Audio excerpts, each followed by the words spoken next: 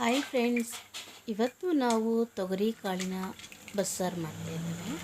ತೊಗರಿ ಕಾಳಿನ ಬಸ್ಸಾರು ಮಾಡಲಿಕ್ಕೆ ನಾನು ಒಂದು ಅರ್ಧ ಕೆಜಿಯಷ್ಟು ತೊಗರಿ ಕಾಳನ್ನು ತಗೊಂಡಿದ್ದೇನೆ. ಅದನ್ನು ಒಂದು ಪಾತ್ರೆಯಲ್ಲಿ ನೆನೆಯಿಕಿದ್ದೇವೆ. ಸೊ ಅದಾದ ನಂತರ ಒಂದು ಕುಕ್ಕರನ್ನು ನೀರು ಕಾಯಲಿಕ್ಕೆ ಇಟ್ಟಿದ್ದೇನೆ. ಅದಕ್ಕೆ ಒಂದು 2 ಲೀಟ್ರಷ್ಟು ನೀರು ಹಾಕಿರೋದು. ಸೊ ಒಂದು ಡ್ರಾಪಷ್ಟು ಎಣ್ಣೆಯನ್ನು ಕೂಡ ಹಾಕ್ಕೊಳ್ಳೋಣ. ನೋಡಿ, ಇವಾಗ ನೀರು ಚೆನ್ನಾಗಿ ಕುದಿಲಿಕ್ಕೆ ಸ್ಟಾರ್ಟ್ ಆಗಬೇಕು. ಇದಾದ ನಂತರ ನಾನು ನಿಮಗೆ ಹೇಳಿದಾಗೆ ಕಾಳನ್ನು ತೊಳೆದು ಸಪ್ರೇಟ್ ಮಾಡಿ ಇಟ್ಕೊಂಡಿರ್ತೇನೆ. ಸೊ ಆ ಕಾಳನ್ನು ಇವಾಗೇನು ನೀರು ಕುದಿಲಿಕ್ಕೆ ಬರುತ್ತಲ್ಲ, ಸೊ ಆ ಟೈಮಲ್ಲಿ ಈ ಕಾಳನ್ನು ಹಾಕ್ಕೊಳ್ಬೇಕು. ನೋಡಿ, ಇವಾಗ ಕಾಳನ್ನು ಹಾಕ್ಕೊಳ್ಳೋಣ. ಇದಕ್ಕೇ ಇವಾಗ ರುಚಿಗೆ ತಕ್ಕಷ್ಟು ಉಪ್ಪನ್ನು ಕೂಡ ಹಾಕ್ಕೊಳ್ಳೋಣ. ಅದಲ್ಲದೆ ನಾನು ಒಂದು ಈರುಳ್ಳಿಯನ್ನು ಉದ್ದಕ್ಕೆ ಸಣ್ಣದಾಗಿ ಕಟ್ ಮಾಡ್ಕೊಂಡಿದ್ದೀನಿ. ಆ ಈರುಳ್ಳಿಯನ್ನು ಕೂಡ ಇದರ ಜೊತೆಗೆ ಹಾಕ್ತಾಯಿದ್ದೇನೆ. ಯಾಕೆಂದರೆ ಇದು ಒಂದು 10 ವಿಜಲ್ ಚೆನ್ನಾಗಿ ಕೂಗಿಸ್ಕೊಳ್ಬೇಕು. ಕಾಳು ಕೂಡ ಚೆನ್ನಾಗಿ ಬೇಯಬೇಕು. ಸೊ ಹಾಗಾಗಿ ಒಂದು 10 ವಿಜಲ್ ಕೂಗಿಸ್ಕೊಳ್ಳೋಣ.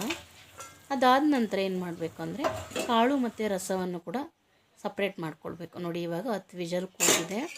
ಕಾಳು ಕೂಡ ಚೆನ್ನಾಗಿ ಬೆಂದಿದೆ. ಅದರ ರಸ ಕೂಡ ಕಡಿಮೆ ಆಗಿದೆ ನೋಡಿ, ನೀರಿನ ಅಂಶ. ಸೊ ಇವಾಗ ಇವೆರಡನ್ನು ಕೂಡ ಸಪ್ರೇಟ್ ಮಾಡ್ಕೊಂಡಿದ್ದೇವೆ ಒಂದು ಜರಡಿಯಲ್ಲಿ. ಸೊ ಇವಾಗ ಅದು ಏನು ಸಪ್ರೇಟ್ ಮಾಡ್ಕೊಂಡಿರ್ತೀವಲ್ಲ ನೋಡಿ, ಕಾಳು ತುಂಬ ಚೆನ್ನಾಗಿ ಬೆಂದಿದೆ. ಒಂದು ಡ್ರಾಪಷ್ಟು ಎಣ್ಣೆ ಹಾಕಿರೋದು ತುಂಬ ಕಲರ್ಫುಲ್ಲಾಗಿ ಕಾಣಿಸ್ತಾ ಇದೆ. ಕಾಳು ಚೆನ್ನಾಗಿ ಬೆಂದು ನೋಡಿ, ಅದರ ರಸವನ್ನು ಕೂಡ ಸಪ್ರೇಟ್ ಮಾಡಿದ್ದೇವೆ. ಈಗ ಒಗ್ಗರಣೆಗೆ ಒಂದು 2 ಈರುಳ್ಳಿಯನ್ನು ಕಟ್ ಮಾಡ್ಕೊಂಡಿದ್ದೇನೆ. ಒಂದು 4 ಮೆಣಸಿನ್ಕಾಯಿ, ಕರಿಬೇವು, ಹಸಿ ಕೊಬ್ಬರಿ ತುರಿ ಇಷ್ಟನ್ನು ಕೂಡ ಒಗ್ಗರಣೆಗೆ ಹಾಕ್ಕೊಳ್ಬೇಕು. ಅಂದರೆ ಇವಾಗ ಒಂದು ಬಾಣಲೆಯನ್ನು ಕಾಯಲಿಕ್ಕೆ ಇಟ್ಟಿದ್ದೇನೆ.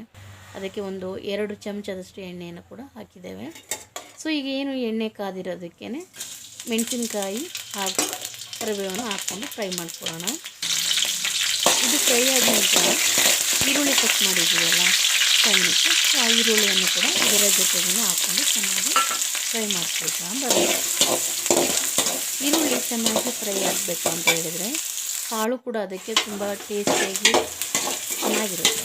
ಒಗ್ಗರಣೆಯಲ್ಲಿ ಚೆನ್ನಾಗಿ ಬೆಳೆಯೋದ್ರಿಂದ ಈರುಳ್ಳಿ, ಮೆಣಸಿನ್ಕಾಯಿ, ಕರಿಬೇವು ಇವೆಲ್ಲ ತುಂಬ ಟೇಸ್ಟಿಯಾಗಿರ್ತವೆ.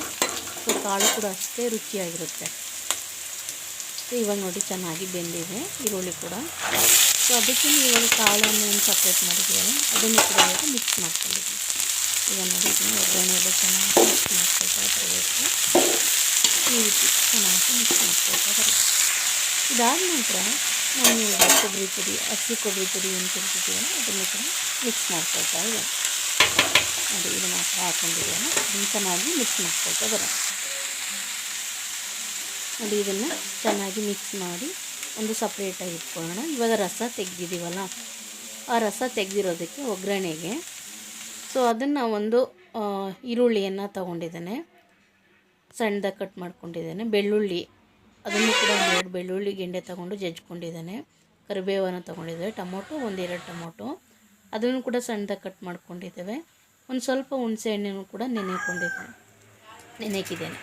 ಸೊ ನಾವು ಒಗ್ಗರಣೆಗೆ ಒಂದು ಸ್ವಲ್ಪ ಸಾಸಿವೆಯನ್ನು ಹಾಕ್ಕೊಳ್ತಾ ಇದ್ದೇನೆ. ಅದರ ಜೊತೆಗೇ ಕರಿಬೇವನ್ನು ಕೂಡ ಹಾಕ್ಕೊಳ್ಳೋಣ. ನೋಡಿ, ಒಂದು ಕುಕ್ಕರನ್ನು ಕಾಯಲಿಕ್ಕೆ ಇಟ್ಟಿದ್ದೀನಲ್ಲ ಅದರ ಜೊತೆಗೆ ಒಗ್ಗರಣೆಗೆ ಇವಾಗ ಸೊ ಈ ರೀತಿ ಚೆನ್ನಾಗಿ ಸಾಸಿವೆ, ಕರಿಬೇವು ಈ ರೀತಿ ಫ್ರೈ ಆದ ನಂತರ ಬೆಳ್ಳುಳ್ಳಿಯನ್ನು ತಗೊಳ್ಬೇಕು. ಬೆಳ್ಳುಳ್ಳಿ ಹಾಗೂ ಈರುಳ್ಳಿ ಎರಡನ್ನು ಮಿಕ್ಸ್ ಮಾಡ್ಕೊಳ್ಬೇಕು. ಅವು ಚೆನ್ನಾಗಿ ಫ್ರೈ ಆಗ್ತಾ ಇರಬೇಕು. ಈರುಳ್ಳಿ, ಬೆಳ್ಳುಳ್ಳಿ, ಅದಾದ ನಂತರ ಟೊಮೊಟೊ ಕೂಡ ಹಾಕ್ಕೊಳ್ಬೇಕು.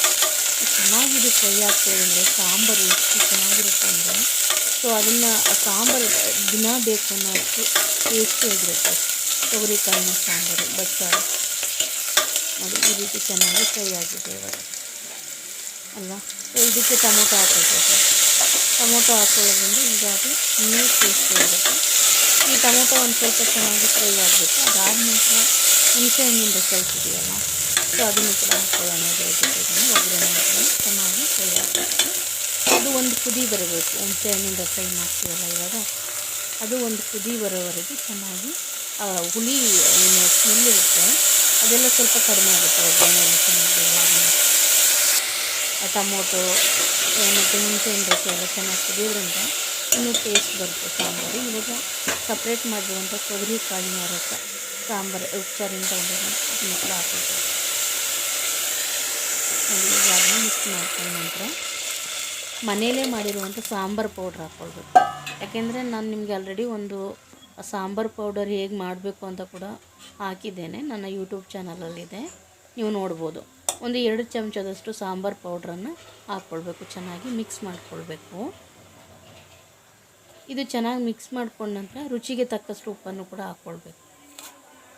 ಯಾಕೆಂದರೆ ಇನ್ನೊಂದು ಸ್ವಲ್ಪ ನಾವು ಹುಣಸೆಹಣ್ಣು ರಸ, ಟೊಮೊಟೊ ಇವೆಲ್ಲ ಹಾಕಿರೋದ್ರಿಂದ ಸ್ವಲ್ಪ ಸಪ್ಪೆ ಆಗ್ಬೋದು, ಸಾಂಬಾರು ಟೇಸ್ಟ್ ಸ್ವಲ್ಪ ಕಡಿಮೆ ಆಗ್ಬೋದು. ಅದಕ್ಕೋಸ್ಕರ ಉಪ್ಪು ಹಾಕ್ಕೊಂಡಿದ್ದೇವೆ. ಮತ್ತು ಸಣ್ಣದಾಗಿ ಕಟ್ ಮಾಡಿರುವಂಥ ಕೊತ್ತಂಬರಿ ಸೊಪ್ಪನ್ನು ಸಾಂಬಾರು ಕುದಿಯುವಾಗ ಹಾಕ್ಕೊಳ್ಬೇಕು. ನೋಡಿ, ಈ ರೀತಿ ಹಾಕ್ಕೊಳ್ತಾಯಿದ್ದೇವೆ. ಈಗ ಚೆನ್ನಾಗಿ ಒಂದು 5ರಿಂದ 10 ನಿಮಿಷ ಚೆನ್ನಾಗಿ ಕುದಿಸ್ಕೊಳ್ಬೇಕು ಸಾಂಬಾರು. ಅನ್ನದ ಜೊತೆಗೆ ತೊಗರಿ ಕಾಳಿನ ಬಸ್ಸಾರು, ಕಾಳು ಪಲ್ಯ 2 ಟೇಸ್ಟಿಯಾಗಿರುತ್ತೆ. ಸೊ ನೀವು ಕೂಡ ಮನೆಯಲ್ಲಿ ಟ್ರೈ ಮಾಡಿ.